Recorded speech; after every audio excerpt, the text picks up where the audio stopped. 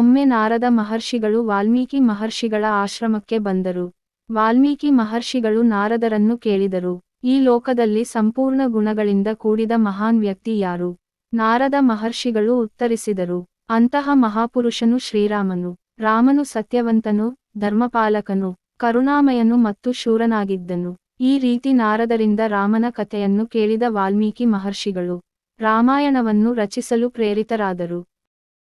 ಒಂದು ಬೆಳಗಿನ ಜಾವ, ಮಹರ್ಷಿ ವಾಲ್ಮೀಕಿ ತಮ್ಮ ಆಶ್ರಮದಿಂದ ನದಿಗೆ ಸ್ನಾನಕ್ಕೆ ಹೊರಡುತ್ತಾರೆ. ತಮಸಾ ನದಿಯ ತೀರದಲ್ಲಿ ಪ್ರೀತಿಯಿಂದ ವಿಹರಿಸುತ್ತಿದ್ದ 2 ಕ್ರೌಂಚ ಪಕ್ಷಿಗಳನ್ನು ವಾಲ್ಮೀಕಿ ನೋಡುತ್ತಾರೆ. ಅಚಾನಕ್ ಒಬ್ಬ ಬೇಟೆಗಾರನ ಬಾಣ ಆ ಪ್ರೇಮ ಪಕ್ಷಿಗಳಲ್ಲಿ ಒಂದನ್ನು ಕೊಂದಿತು. ತನ್ನ ಸಂಗಾತಿಯನ್ನು ಕಳೆದುಕೊಂಡ ಪಕ್ಷಿಯ ಅಳಲು ವಾಲ್ಮೀಕಿಯ ಹೃದಯವನ್ನು ಕಲುಷಿತಗೊಳಿಸಿತು. ಆ ದುಃಖದಿಂದಲೇ ಮೊದಲ ಶ್ಲೋಕವು ಅವರ ಬಾಯಿಂದ ಹರಿದು ಬಂತು. ಆ ಕ್ಷಣದಲ್ಲೇ ಬ್ರಹ್ಮದೇವರು ವಾಲ್ಮೀಕಿಗೆ ದರ್ಶನ ನೀಡಿ ರಾಮಾಯಣ ರಚಿಸಲು ಆಶೀರ್ವದಿಸಿದರು. ಹೀಗೆ ಮಾನವ ಧರ್ಮದ ಅಮರ ಕಥೆಯಾದ ರಾಮಾಯಣದ ಜನನ ನಡೆಯಿತು. ಬ್ರಹ್ಮದ ಆಶೀರ್ವಾದದಿಂದ ಮಹರ್ಷಿ ವಾಲ್ಮೀಕಿ ರಾಮಾಯಣ ಮಹಾಕಾವ್ಯವನ್ನು ಪೂರ್ಣಗೊಳಿಸಿದರು. ಈ ಮಹಾಕಾವ್ಯವನ್ನು ಅವರು ಲವ ಮತ್ತು ಕುಶ ಎಂಬ ಬಾಲಕರಿಗೆ ಬೋಧಿಸಿದರು.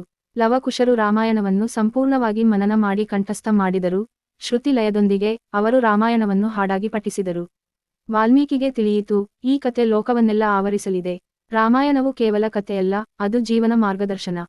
ನಾರದ ಮುನಿಯಿಂದ ರಾಮನ ದಿವ್ಯ ಕಥೆಯನ್ನು ಕೇಳಿದ ವಾಲ್ಮೀಕಿ ಆ ಕಥೆಯನ್ನು ಲೋಕ ಕಲ್ಯಾಣಕ್ಕಾಗಿ ಕಾವ್ಯವಾಗಿಸಬೇಕು ಎಂದು ಸಂಕಲ್ಪಿಸಿದರು. ಸರಸ್ವತಿ ದೇವಿಗೆ ಪ್ರಾರ್ಥಿಸಿದ ವಾಲ್ಮೀಕಿಗೆ ದೇವಿಯ ದರ್ಶನ ಮತ್ತು ದೈವಿಕ ದೃಷ್ಟಿ ದೊರಕಿತು. ಹೀಗಾಗಿ ಜನಜೀವನವನ್ನು ಬೆಳಗುವ ಶಾಶ್ವತ ಮಹಾಕಾವ್ಯ ರಾಮಾಯಣದ ರಚನೆ ಪ್ರಾರಂಭವಾಯಿತು.